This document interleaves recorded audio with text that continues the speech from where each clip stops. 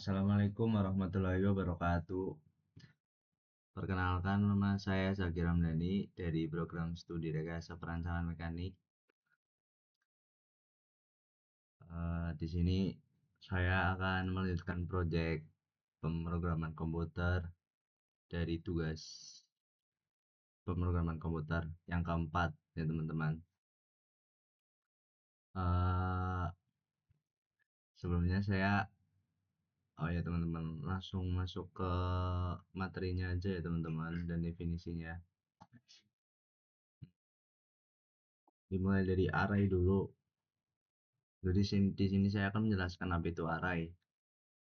Jadi array itu sederhananya itu seperti rak sepatu di dalam rumah. Di setiap kotak rak itu bisa diisi sepatu dan bisa diambil sepatu tertentu berdasarkan posisinya. Nah, kalau kita analogiin di pemrograman ini, jadi array adalah tempat untuk menyimpan data-data yang memiliki tipe yang sama, misalnya angka atau teks, dan kita bisa mengakses data tersebut menggunakan nomor urut yang disebut indeks. Secara formalnya adalah array itu kumpulan data yang tersusun secara linear, di mana semua elemennya memiliki tipe data yang sama. Elemen-elemen ini disimpan di memori secara berurutan dan kita bisa mengaksesnya menggunakan indeks. Contoh sederhananya yaitu jika array itu seperti kotak telur, setiap lubang di kotak itu adalah tempat untuk satu telur dan nomor lubangnya adalah indeksnya. Jadi secara sederhananya seperti itu ya teman-teman. Kita lanjut ke jenis-jenis array itu ada apa aja sih? Yang pertama ada array satu dimensi. Ini array yang paling dasar banget lah, seperti daftar belanja satu baris atau banyak elemen. Lalu yang kedua ada array dua dimensi. Ini seperti tabel, ada baris dan kolom, cocok untuk data yang lebih kompleks, misalnya matrix. Dan yang ketiga ada array multidimensi. Ini untuk yang lebih advance dengan lebih dari dua dimensi, biasanya digunakan dalam simulasi atau game 3D. Contohnya agak rumit, tapi intinya menggunakan indeks lebih dari dua. Apa saja sih yang bisa kita lakukan di array ini? Jadi array ini nggak hanya untuk menyimpan data ya teman-teman, tapi juga memiliki beberapa operasi menarik. Yang pertama itu ada penyisipan atau insertion. Penyisipan ini atau insertion ini adalah untuk memasukkan data ke array menggunakan indeks, misalnya nilai 0 sama dengan 95 untuk mengisi elemen pertama. Lalu yang kedua adalah pengaksesan atau akses. Ini adalah mengambil data menggunakan indeks. Contohnya adalah system.out.printin nilai 1 untuk melihat nilai kedua. Dan yang terakhir adalah pencarian atau searching. Mencari data tertentu dengan mengecek satu persatu elemennya. Kekurangan dan kelebihan array. Untuk yang kelebihan dulu, kelebihan dari array ini sendiri adalah efisien. Mengapa efisien? Karena bisa menyimpan banyak data dalam satu tempat. Lalu yang kedua, cepat diakses karena datanya berurutan di memori, aksesnya dan sangat cepat. Untuk kekurangan dari array ini sendiri, ukurannya itu tetap. Jadi harus menentukan jumlah elemen dari awal, tidak bisa menambah seenaknya. Dan yang kedua adalah tipe sama, semua elemen harus memiliki tipe data yang sama atau tidak bisa dicampur. Contoh coding dan arraynya seperti ini ya teman-teman.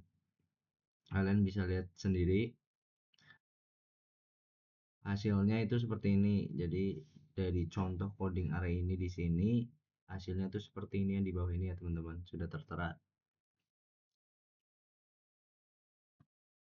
Lalu kita masuk ke list. List adalah itu struktur data pada Python yang mampu menyimpan lebih dari satu data seperti array. Pada modul ini akan membahas cara menggunakan list di Python dari yang paling sederhana sampai yang sedikit kompleks. Apa sih list itu? Jadi di sini saya akan menjelaskan definisi list ya. List ini sering disebut juga array pada bahasa pemrograman lain. List adalah jenis data campuran yang bisa kita memiliki komponen penyusunan berbeda-beda. Sebuah list dapat dibuat dengan menggunakan tanda kurang siku. Anggota list terdaftar dalam kurung siku tersebut dan masing-masing dipisahkan oleh tanda koma. Sifat-sifat list ini bisa didaftar seperti yang pertama, komponen penyusunannya bisa diganti. Yang kedua, komponen penyusunnya dapat dibaca dan dimanipulasi secara langsung. Dan yang ketiga, komponen penyusunnya bisa ditambah. Yang keempat, komponen penyusunnya dapat diambil dengan menunjukkan indeksnya atau dengan notasi slice. Lalu yang kelima adalah komponen penyusun sebuah list dapat juga berupa list yang lain. Kita masuk ke list multidimensi. List dapat juga memiliki lebih dari satu dimensi atau disebut dengan multidimensi. List multidimensi biasanya digunakan untuk menyimpan struktur data yang kompleks seperti tabel, matriks, graph, tree, dan lain-lain. Ini di bawah ini adalah contoh dari list multidimensi ini sendiri. Kalian bisa lihat ya teman-teman karena sudah tertera. Contohnya seperti ini.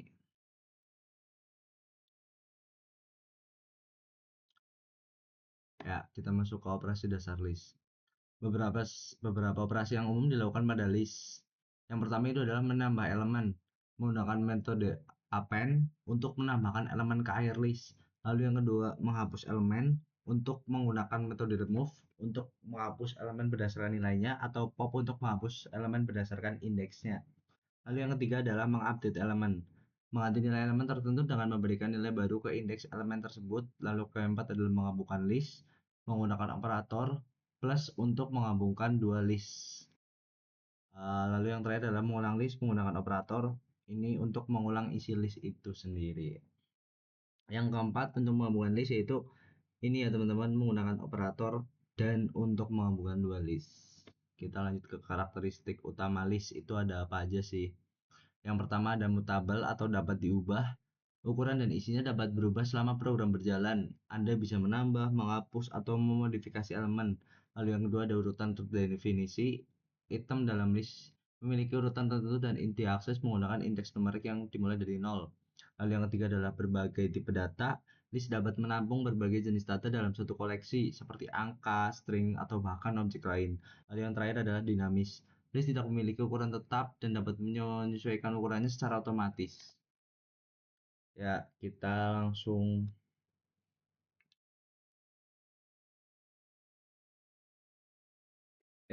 masuk ke scratch-nya ya guys untuk melakukan program yang list tadi. Jadi di sini saya udah masuk ke program scratch ini sendiri. Jadi saya akan memberitahu gimana sih caranya menjelaskan lah. Sebelumnya saya dapat blok dulu ya guys. Nah, cara membuat list di scratch. Jadi itu pertama-tama kalian masuk ke panel yang variables ini, lalu kalian pencet. Nah, di sini kan ada new list, kalian pencet dan kalian namain lah. Contohnya list warna. Di sini saya akan menulis warna guys. Lalu kita pencet OK. Uh, bentar.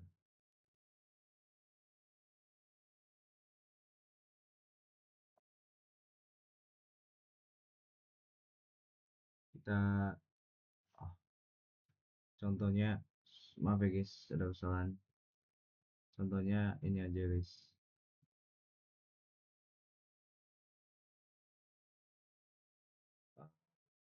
List motor.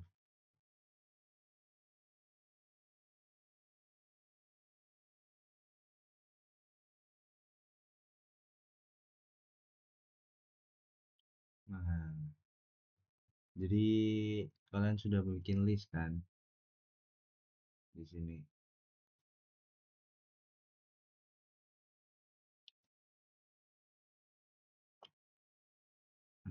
Kita coba kita pencet ini, kita kan motor.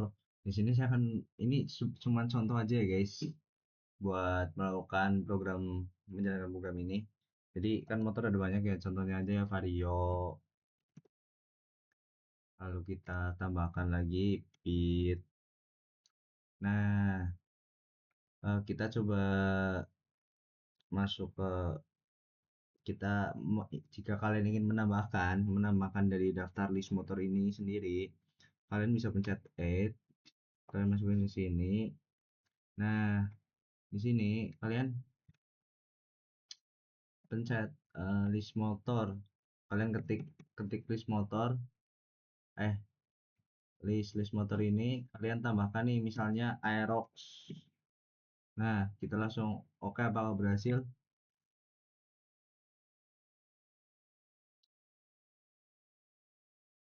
Oh, oh ya, maaf guys, saya lupa ngasih WN dulu. Kalian ingin melakukan mulai suatu program, kalian ke panel event dan kalian WN. Nah, apakah berhasil? Nah, sudah menambah ya guys. Jadi Aerox ada. Lalu jika kalian ingin mendelete atau menghapus, kalian tinggal masukkan masukkan delete aja. Nah, contohnya kita akan mendelete yang bagian bit.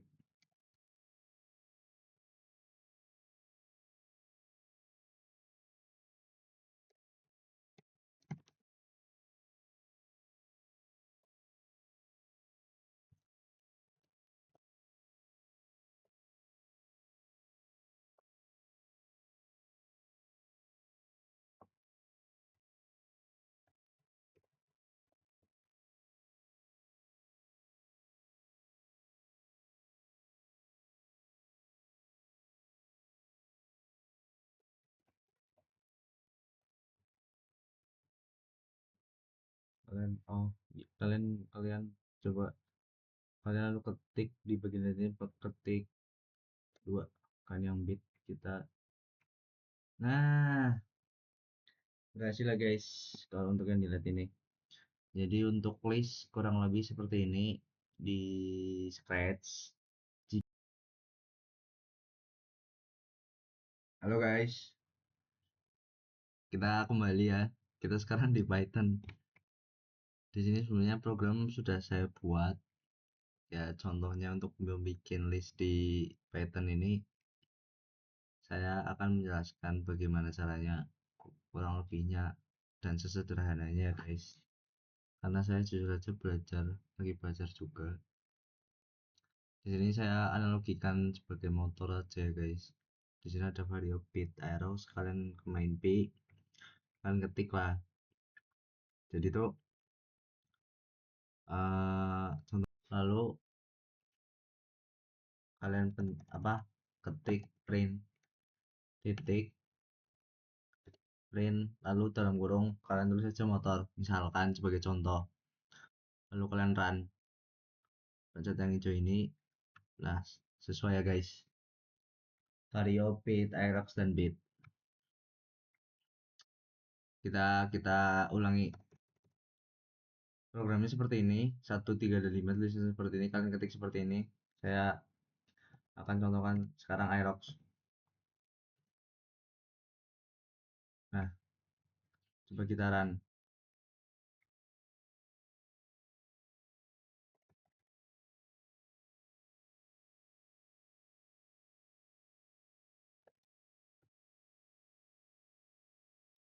Kita run.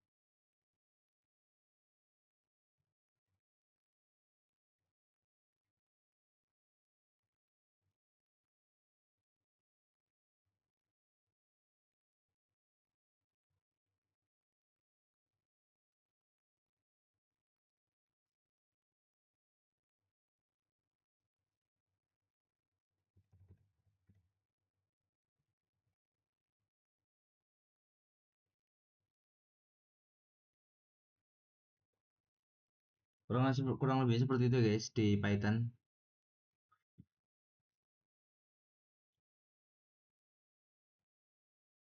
Ya oke guys, kita lanjut ya. Ini sekarang ke Scratch ya. Untuk melanjutkan tadi dibikin list di Scratch dan Python kan sudah. Sekarang kita balik ke Scratch lagi. Jadi di sini saya akan sebenarnya program sudah dibuat ya teman-teman. Jadi saya langsung saja menjelaskan bagaimana untuk caranya. Jadi itu ini program sudah dibuat. Nah, untuk yang saya ini, jadi di sini kalian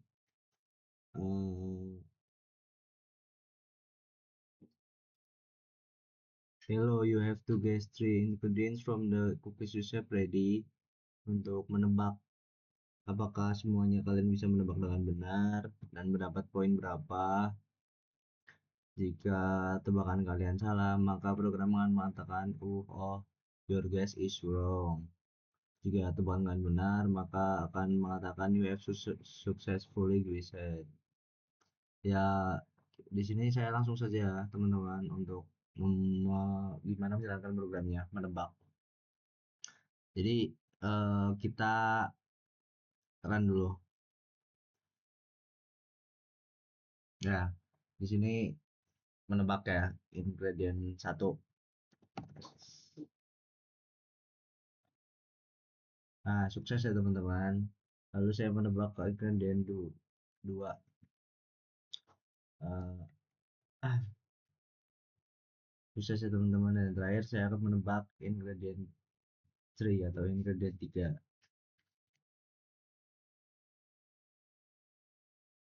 Yap, benar semua ya teman-teman. Oh, ya, skornya 3.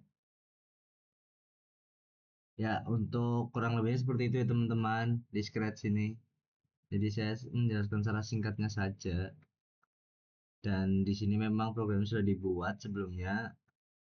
Saya tadi menjelaskan tentang panel-panel ini. Jika kalian menjawab benar, maka tulisannya akan you have successfully guessed, dan jika kalian menjawab salah, menebak salah, tulisannya akan oh, your guess is wrong. Dan untuk menjalankan programnya atau menebaknya, kalian bisa di run dulu seperti ini dan kalian tebaklah. Dan maka akan muncul berapa poin atau skor kalian. Jika benar semua, maka akan muncul skor 3. Ya, kurang lebih seperti itu ya teman-teman di scratch ini. Kita sekarang masuk ke Python ya untuk project lain ini yang menebak. Tadi kan scratch sudah, sekarang kita ke Python. Jadi sebelumnya di sini saya sudah membuat programnya dan di sini saya akan menjelaskan saja untuk program yang sudah saya bikin dan cara menebaknya bagaimana. Jadi di sini ada if else, lalu jika jika saya atau teman-teman bisa menebak, maka program menyatakan bahwa you have correctly guessed. Tapi jika salah, maka program menyatakan wrong guess. Lalu lanjut ke ingredient 3, sama begitu juga. Lalu else print wrong guess, berarti salah. Jadi di sini saya akan menjelaskan secara singkat saja. Kita langsung praktek ya, teman-teman. Saran dulu. Hello, you have to guess three ingredients from the cookies recipe ready. Di sini saya disuruh untuk menebak ingredient satu. Saya mencoba untuk salah ya, teman-teman. Saya contohnya saja, saya ketik hitam. Nah, sesuai ya. Maka program menyatakan belum guys, berarti artinya salah. Lalu saya menebak benar. Kita ketik merah. Salah juga ternyata ya teman-teman. Belum guys. Kita coba ketik biru. Ya, berarti di sini saya tidak bisa menebak satupun ya teman-teman, maka poin saya 0. Jadi seperti itu ya teman-teman untuk menebaknya kurang lebih. Jadi itu intinya pada pada kali ini tuh di kita harus bisa menebak lah. Caranya seperti yang tadi saya jelaskan, kurang lebih seperti itu. Kebetulan juga program sudah saya bikin sebelumnya. Coba kita sekali lagi ya. Kita clear dulu, kita run.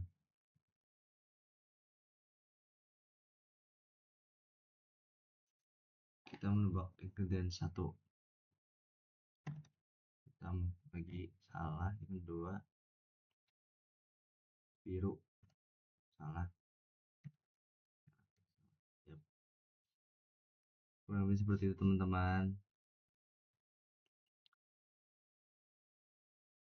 Ya, Eh, Terima kasih ya teman-teman untuk proyek kali ini, proyek keempat dari tugas pemrograman komputer. Kurang lebih seperti itu. Maaf jika penjelasan saya kurang jelas, karena di sini saya juga sedang belajar juga. Ya mohon maaf jika ada salah kata atau kata yang kurang berkenan, mohon dimaafkan. Sampai jumpa di project selanjutnya, yaitu project 5 di tugas pemrograman komputer ini. Ya semoga video saya kali ini sedikit bermanfaat lah buat teman-teman.